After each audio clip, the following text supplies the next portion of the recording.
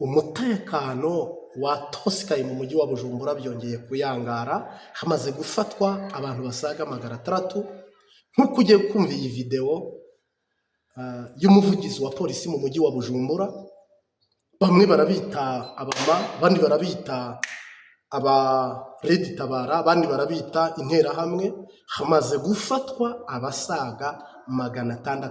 Reka nkureke umvirize iyi video, jewe ndaguha amakuru twatohoje, data aduhana umugisha.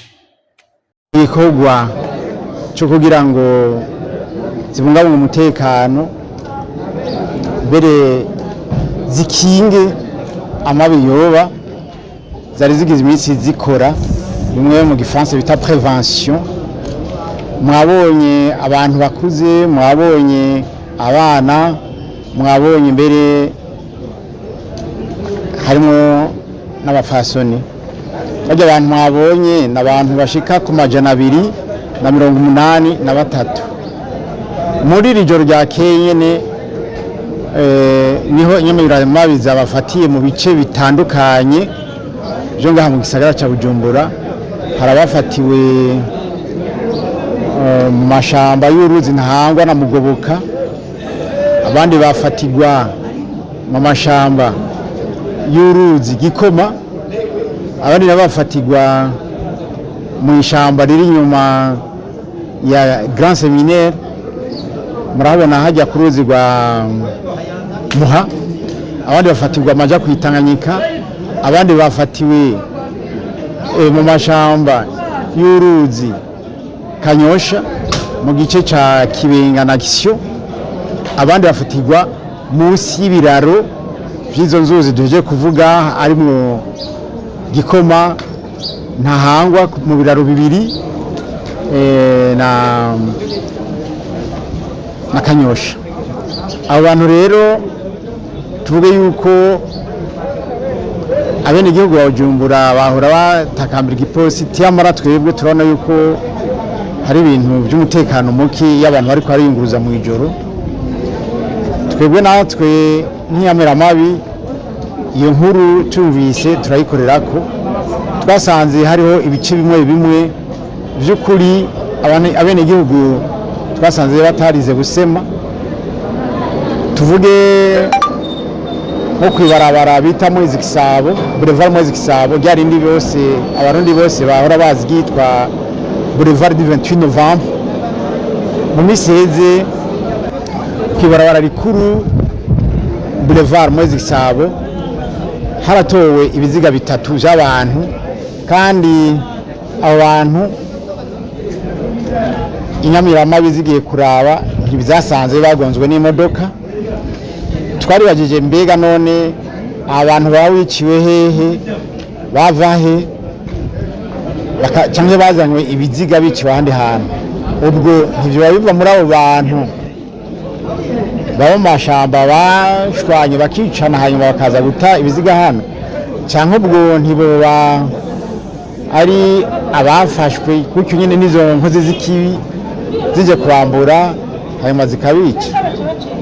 Ni kuri ribarabara kera abantu bari bazi ngo ni Avenue de la Mort, gitwa Avenue de l'Imprimerie, niririduga kwijabe rigaserukira mu Nyakabiga hepfo ya Université kuri Boulevard Mwezi Gisabo nyene. Naho nyene abantu barakunze kuvuga bati hano hantu turahateregererwa n'inkozi z'ikibi mu ijoro. Izo nkozi z'ikibi zica zirukira muri kaya gashamba kari mu Ntahangwa. Hanyuma urumva nababwiye yuko no muri kiya kiraro cya Ntahangwa nyene inkozi z'ikibi twarazisanze, twazinyeguriyeho nyinshi, no kuduga gushika hariya muri ya Misuna iteragiye ku nkombe z'uruzi rwa Ntahangwa muri Mugoboka na Mutangano. Akandi gace twashoboye kuja gusakamo nako nyene tukakuramo inkozi z'ikibi ni muri rishamba riri inyuma ya Grand Seminaire Cathédrale hagati ya Kinanira na Rohero 1 mu ruzi rwa Muha.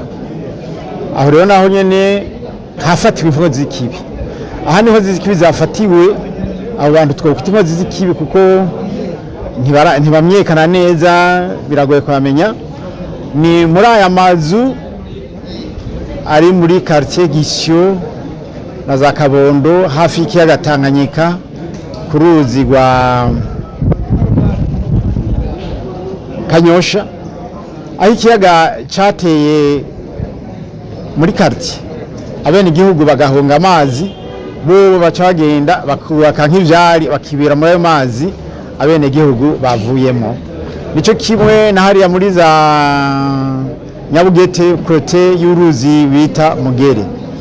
Ahandi rero naho kandi abanyagihugu batubwira yuko hatameze neza, naho nyene twasanze hari udushamba binyigizamo ningahero haruguru ya Kotebu kuri aka kabara kamabuye kari hagati ya Efingagara na cya kibuga cy'umupira cyitwa Centre Technique. Naho nyine baravuga yuko bashobora kubategeraho ugasanga barasahuye ari udufaranga umuntu afise mu mufuko, araga telefone, araga sakoshi n'ibindi. Ahandi hantu akandi gapfuwe nako nyine ikindi kibanza batubwiye ko we nacyo nyine kitari cyorohereje abantu ni muri aka gashamba mubona imbere y'ibiro bikuru bya komisariya ijejwe ingenzi benshi bakunze kwita PAF. Egome kuri uvuye kuri umutwe w'ibarabara rya Bucunyori winjira muri quartier Kigobe.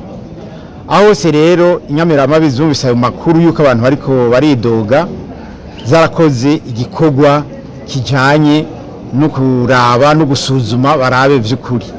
Nuko uno munsi rero muri ubu bucagucagu bw'uyu munsi batoye abantu bashika ku 283. Muga mbere yaho muri izi ndwi zibiri ziheze hafashwe abashika 608 uhereye ngahantu kuri ibi biti byo ku Ntahangwa bahita kuri Boulevard du Peuple Murundi kukiraho cya Ntahangwa hamwe bita ku Binyoni. Murabona aho ibiti byinshi biri, ukamanuka mu Ntahangwa kote Buyenzi gushika ku kiraro kiri haruguru ya Brarudi. Ho bahafatiye abantu benshi cyane bashika 608, harimo abakiri bato n'abantu bakuze.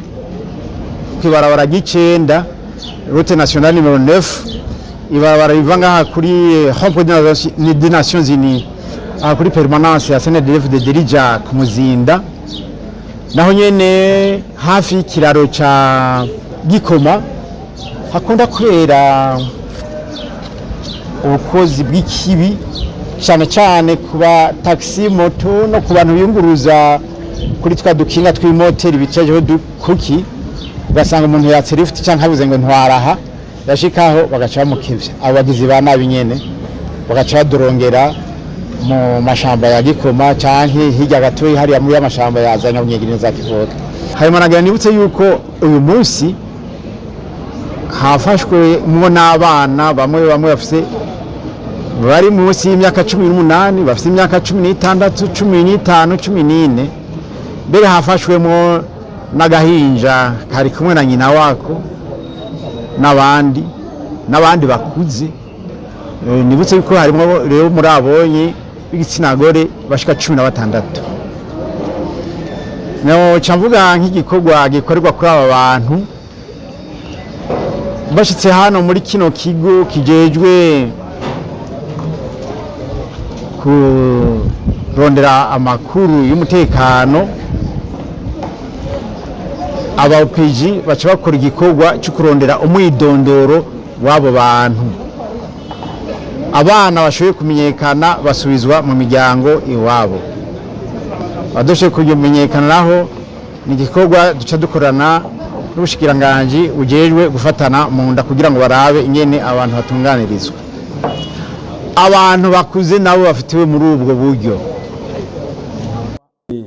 Nukuvuga rero hari umuhari cyangwa se umutwe uri mu gisagara cya Bujumbura ariko w'abarundi, ariko hivanzemo abandi bantu polisi nayo itarasobanukirwa, kuko no gukorera imanza cyangwa gucira imanza abantu basaga 600.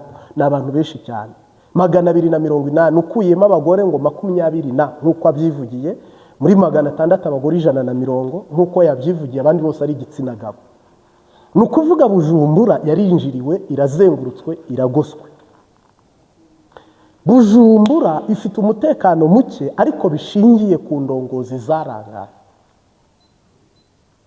Aba bantu ubwabo gereza yakira 600 muri Bujumbura ni yahe? Ni ukubashyira muri stade, ni ukubashyira muri sare, ni uko ari igihe cy'izuba, ari nko mu mvura, ubundi ntago wabona n'amashambure bagiye. Abantu 600 n'abantu benshi cyane. Bujumbura hari gutegurwa iki? Ninde uri kugitegura? Ni imyigaragambyo yenda kuba? Ni intambara yenda kuba? Iyi nemuveti turi gutegura ibi? Cyangwa se ni Red Tabara? Cyangwa se n'abarundi ubwabo bo bafite ibibazo by'ubukene basohotse mu mago yabo? Ariko simpamya nubwo wakena ufite inzu wayigumamo. Simpamya ko wafata umuntu w'imyaka 40 ngo ashikuze telefone yiruke nk'uko nabibonye. Simpamya ko aba bagore batazi no kwambara, ubona ko nta n'itabi banyweye, ubona ko atari n'abasazi. Aba ntabwo ari abashikuza amatelefoni n'amashakoshi ngo abasabasuma barara batobora amazu. Ibi rwose unarebesheje amaso nawe ubwo rubanza waruca, ntabwo ari byo. Muri Bujumbura guverinoma ifite ubwoba, Uburundi bufite ubwoba, hari ikintu kibungenzwa cyangwa se gitwite cyenda kubastinga cyangwa se cyenda kubyara hano mu Burundi. Nuza kwitegereza neza uraza gusanga hari ikintu kiri indani abategetsi badashaka kuvuga, badashaka kugaragaza, ariko kitabyemo kiri gutegurwa. Ubwo si igihugu kirimo polisi, kikabamo abasirikare, kikabamo babantu barara bacungereye amarondo ku mazu akomeye, ukumva ngo hafatiwemwe abantu 600, imikwa bihoramo, bataba mu mazu 600 bataba mu mazu, kandi baba ahantu batandukanye, mu Nyakabiga hano hafi y'ingoro umugambwe CNDD-FDD, kuri Brarudi, mu Kanyosha, igisagara cyose. Nuwazanye drone akajya agenda manura nka za drone zimanura amaraso mu Rwanda ziyakorora ziyata hasi. Igisagara cyose gikoresha itumanaho ku buryo usanga hariya hariyo agatsiko, hariya hariyo agatsiko, hariya hariyo agatsiko, hariya hariyo agatsiko. Mwumvise minisitiri ubushije video hano nayibashyiriyeho ariko uvuga ngo muri kanure cyane, ngo kandaho ngugize icyo yikeka cyangwa yikanga ngo asemerere atabaza. Na polisi hano ishinze inta iravuga ngo twasanze ibyo abene gihugu batubwiraga atari ikinyoma ahubwo ni kweri, ngo ni ukuri, ngo koko mwisekeza twagize tumaze gufata abasaga 600. Nukuvuga rero mu Burundi abarundi burya nabahanga cyane. Harimo umuntu ngo ubona bakenyuku ukagira ngo abarundi baraciriritse, harimo umuntu ubona abarundi uku baracecetse ukagira ngo nta bwenge cyangwa ntacyo bategura cyangwa ntacyo bakora, mukabona emuveti turi gukora, mukabona twigwane hiri gukora. Abarundi bo ngo baratekereje ngo ntacyo bari gukora. Abarundi bari mu kazi, abategura bari gutegura, abacuma bari gucuma. Ahubwo hari abandi barundi bari gusamaza guverinoma ya Neva. Nyamara je mbabwije ukuri nk'umuntu uri mu Rwanda, njewe nk'umuntu ukijijwe w'umunyamasengesho, ntimusamare kuko umwanzi yarabinjiranye. Nuza kwitegereza uraza gusanga hari Red Tabara isamaza abantu, ariko y'umunwa y'abadafatika bafate nka Pamela bamukinisha iriya orere, bafate n'abandi babakinisha orere, bafate Efreni yo, ariko Efreni ishobora no kuba ari y'abadede, nzaba mpema akaba ari uwo mu badede. Abantu bajya muri Efreni mwiyubare. Red Tabara yo sava nabyemera, yo bakujya amahera ariko ntibakwica, ntibanagusubiza CNDD-FDD, ariko Efreni ibyayo ntibitomoye. Sawa, Pamela arasamaza abantu, wamureba ukavuga ati ubusu yafata igihugu, uyu yatera igihugu ate.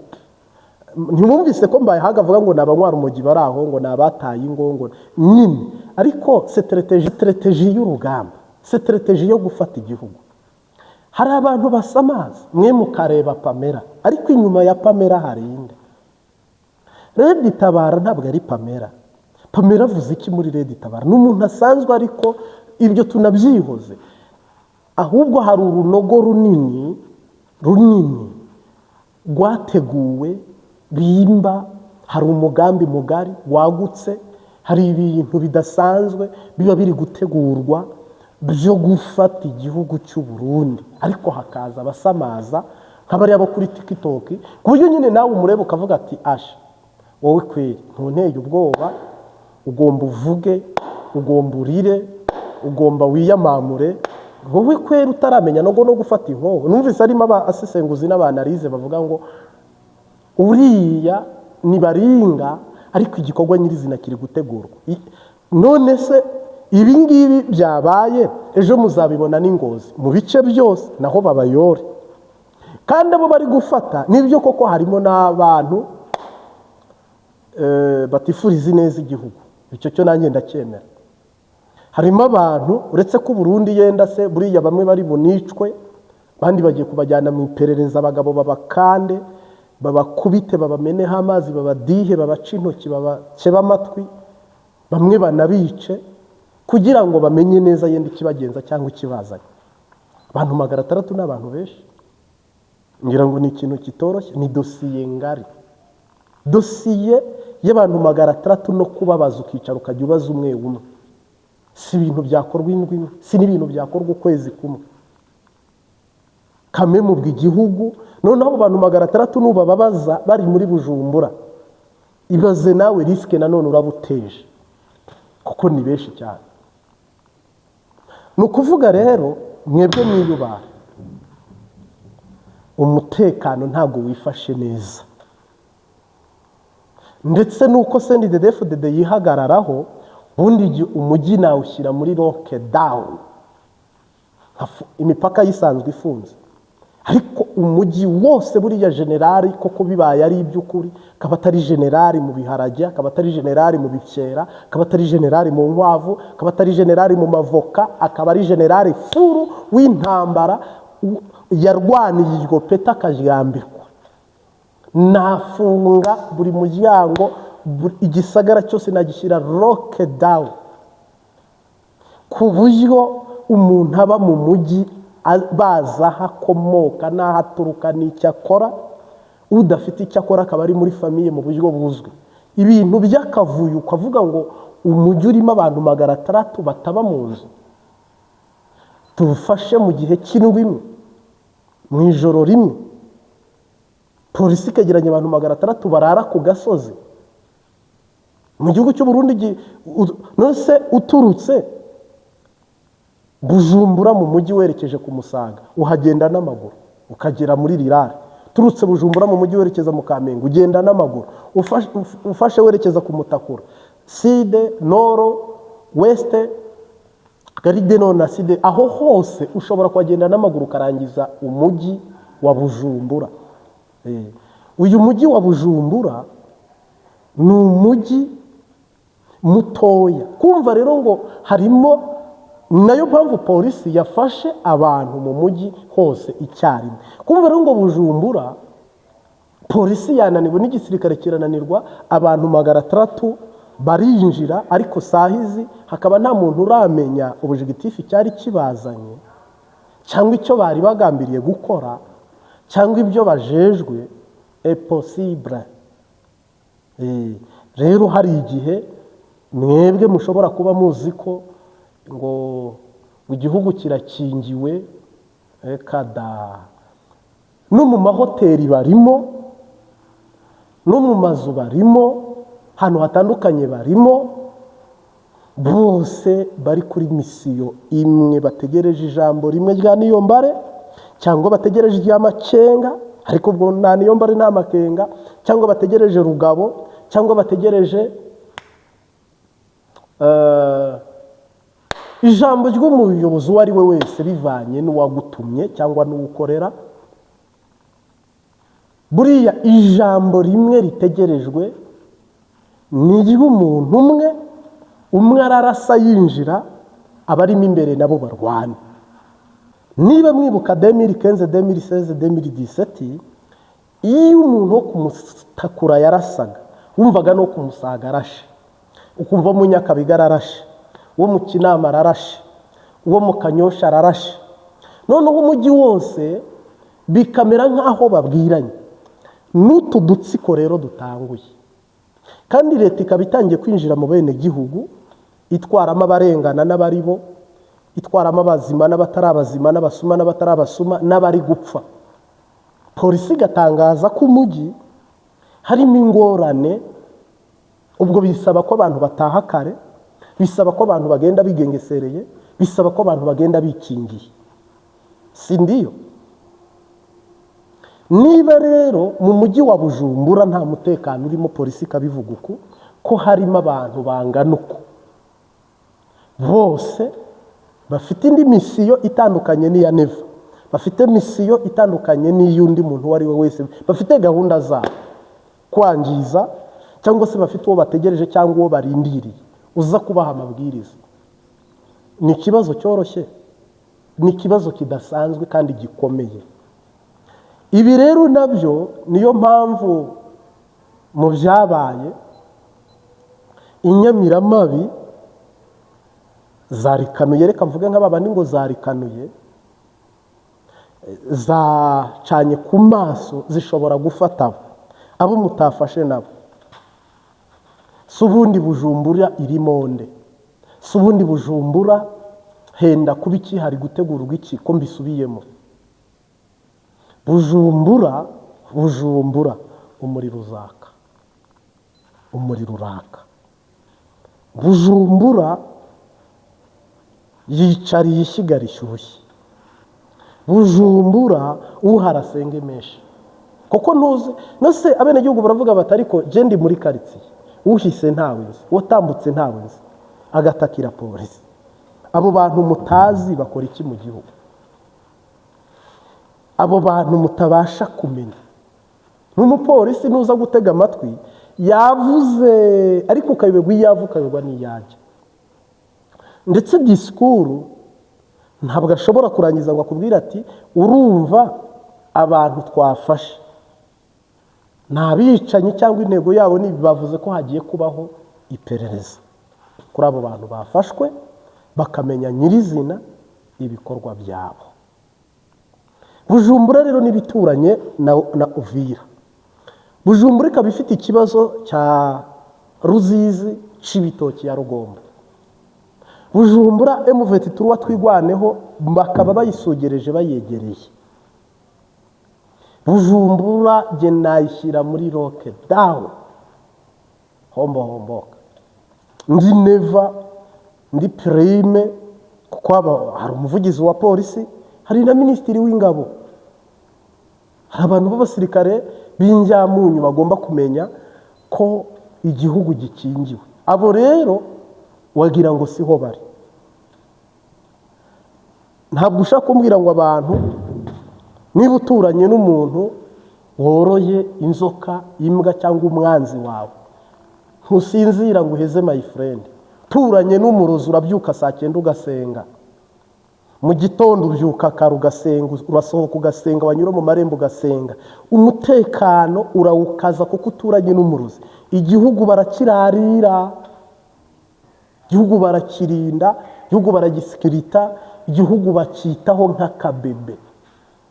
Mwebwe rero ko mwasamaye, mwebwe rero ko mutazi iyo muva niyo mujya, sefini igihugu barakibanyaze, bagikuye mu minwe yanyu no mu ntoki zanyu kubera ubujuju bwanyu. Kandi ntabwo mukirinda, ntabwo mukirarira, nta nubwo mugifata nk'igihugu kirimo abenegihugu. Murinda imiryango yanyu n'abagore banyu, mugakora ibigaragara.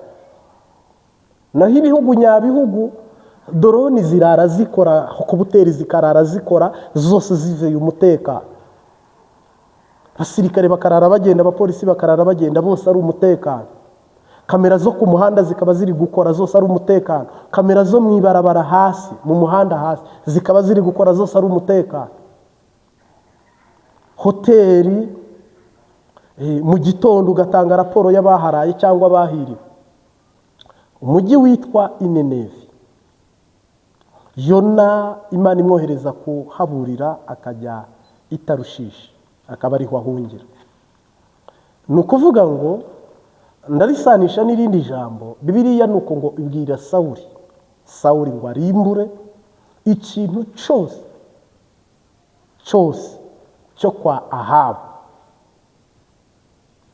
ariko nawe ngo arangije agira bike yasigaza byiza, arabirobanura arabisigaza, yanga kubirimbura. Undi nawe agiye kuhaburira ngo wari umurwa uteye amabengeza mwiza, ariko urimo abagome banahemukiye, ise wa Yona wari ugiye kuburira, Imana yari itumye muri uyu murwa. Hari ikintu kimwe hano ushaka ko umukristo wese atahura. Hari umukristo ugira impuhwe bivanye ko yabaye muri Kiliziya Gatolika, wakitegereza ikintu cyiza cyose, urugero nko kureba agahinja ukavuga uti yo ni akayoya, ni agahinja, ukabivuga mu ijwi rituje kandi ryoroheje, ukumva wowe ufite imbabazi. Inka nziza ni uko ikamwa, umuntu mwiza uhagaze neza uteye neza, ikintu cyiza icyo ari cyo cyose abantu bakigirira imbabazi. None ikintu kibi icyo ari cyo cyose umuntu abavuga ati kiragapfa cyangwa ni kipfe. Ni ukuvuga ngo Imana iyo ifashe decision zo kubabarira irababarira, iyo ifashe decision zo kuvuma no comment iravuma, iyo ifashe decision zo kwica irica, iyo ifashe decision zo gukiza irakiza. Nibwo buzima tubamo. Niba uri mu murongo w'Imana, imbabazi z'Imana zikakugeraho zizagukiza. Niba utari mu murongo w'Imana, ntuzavuga ngo ufite amahera menshi, ntuzavuga ngo iriya modoka ni nziza ntikwiriye gushya, ngo iyi nzu ni nziza ntiyari ikwiriye gushya, ngo ku kuboko ni kwiza ntikwari gukwiye ibi n'ibi cyangwa biriya. Oya, icyo nemera ni kimwe, nuko nuhitamo neza uzahabwa byiza, wakire byiza, ubone byiza. Twese turi muri misiyo, kandi twese Imana idufiteho misiyo, kandi twese intumwa zitugeraho n'abahanuzi. Ariko umurongo umwe cyangwa uwundi umukristo wese agomba gutahura cyangwa akamenya, mu ijambo rimwe cyangwa mu rindi. Umukristo nyamukristo agomba kumenya ko niba bitanze ari ibikunda cyangwa ari ibishoboka, 100% umukristo mwiza, nta ntumwa ye n'umwe yindi, akwiye kugira icyiciro abarizwamo. Niba utuye mu byaha nk'ab'Nineve, uri mu gihe cyo kugira ngo Imana igutumeho abahanuzi n'intumwa n'abavugabutumwa kugira ngo uhinduke. Niba Imana imaze kuguciraho iteka waranze guhinduka, menya ngo nihagira no gukingira ikibaba akaguhisha munsi y'inzu, iyo nzu izashya cyangwa ikugwe hejuru. Menya ngo nihagira no kubabarira uzapfana nawe kandi uzajyana nawe kandi uzashyana nawe. Menya ngo nihagira umuntu uwo ari we wese uza akagira icyo hindura ku Mana atari Imana. Niyo mpamvu ibyo Sawuli yakijije n'ibyo yarokoye ari byo ari nawe Imana amuciye ku ngoma ibavumira rimwe, ibatsembera rimwe. Na Musa wagerageje gusabira ikigongwe Abisiraheli akavuga ngo wibarimbura bagirira imbabazi, bimenyekane ko uri Imana. Havuyemo iki cyahakozwe iki?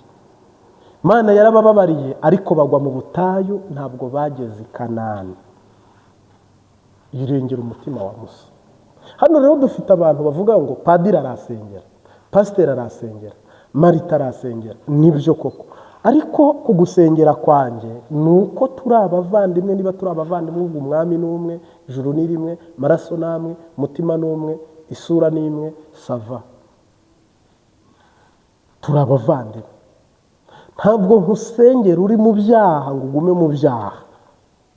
Ntabwo ngewe mfite icyo nakora ngo nguhe ijuru, ahubwo ndariyigisha, ndarikwereka, ndarikubwira uko ryakabaye. we wihitiremo. Ni ukuvuga rero nta mpamvu n'imwe umukirisito nyamukirisito yitwaza ishobora kumurokora atari amaraso ya Yesu n'amazi ava mu rubavu rwe. Yesu ni inzira n'ukuri n'ubugingo, ibindi byose poetra. Aho ni mu isezerano rishya. Harimo abantu bazi ngo Imana ngo yarabibonye, ngo irabizi. Niba yarabibonye iragira icyo ikora, niba ibizi iragira ikirema, niba nta kigeze kiba gira amakenga ko nta n'ibyo yabonye. Kuko siyo yakubwiye ngo yabibonye. Noneho nimvuga ibyo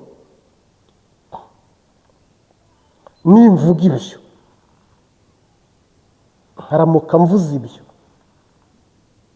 Imana nkwiye kuza ufite umutima w'ukuri utarimo akarobe, kandi nkwiye kuza uko ndi, ntimukishushanye, ntimukiyoberanye, ntimukifate uko mutari. Nkazi iryo jambo ndihagazemo. Ni ukuri rero kandi kweri nkaza ndihagazemo. Nawe ukwiye kuba uri inzira imwe imbere y'Imana. Ninigishira ijambo ushobora kutaritahura uko ubyumva cyangwa uko ubishaka, ariko ijambo ahanini nagendeye mu rugendo habamo umuntu uri kwigishwa akemera ko ari umwigishwa akababarirwa. Habamo umuntu uri kwigisha akemera ko Imana amutumye kwigisha kandi agomba kujya kwigisha aho ahakomeye n'ahoroheje inenezi. Turi kubwiriza abantu babo, turi kwigisha abantu babo, n'abatinganye n'indaya n'abicanye ruhago, kandi bazarimbuka. Dutanga imburi ko hazashya hazarimbuka, ariko Imana ishobora kubabarira igakiza uriya murwa, ikabohora uriya murwa, ngo abantu baho nibagira kwihana bakicisha bugufi bakaboroga bakambara amagunira. None se twibajije, ese koko uyu murwa uzihana? Ese koko ubona uzihana? Ubona uzakizwa? Ubona uzareka? Kiriya gihugu ubona kizahindukira? Perezida akaba perezida akavuga ukuri n'abene gihugu tukaririmba twese indirimbo imwe iyo kwihana cyangwa yo kuninahaza Imana cyangwa y'urugendo rujya mu ijoro? Tuzaba umwe, Imana itubabarire? Cyangwa bateye hejuru umwe asamaye n'undi asamaye? Donc guverinoma iri ukwayo, muri politiki umunyepolitiki ari ukwe, pasitori ari ukwe, padiri ari ukwe, umukristo ari ukwe, kila mtu na kikapu chake. Niba bimeze uko, turi mu mazi abira, turi mu ngorane, turi mu gahinda. Reka sabe umuntu wese mu bugombe bwawe ugira amahitamo meza, igira icyo ufata n'icyo ureka. Koko Imana ntizareka ngo bibe mwayene. Inenevi nibatihana izaharimbura, nibihana izahababarira. Iby'umuhanuzi mu byihorere, we yatumwe guhanura no kubwiriza no kwigisha. Ibisigaye birareba wowe wamaze kumva buno butumwa. Imana iguhe umugisha. Nagushimiye Data wa twese uri mu ijuru, ubabarire umuntu wese wumvise iri jambo, kandi ukize umuntu wese uciye bugufi akaniha agataka. Umwigisha n'umwigishwa tubabarire kuzurizwa imbere yawe. Mpesheje umugisha rero nyaguhora ku ngoma, umuntu wese wateze ugutwi ntibice mu butwi mu bisokere mukunda, ahubwo tuziga mu turinde uduhe kwihana no guca bugufi, ubugingo bwacu bukize n'umubiri wacu.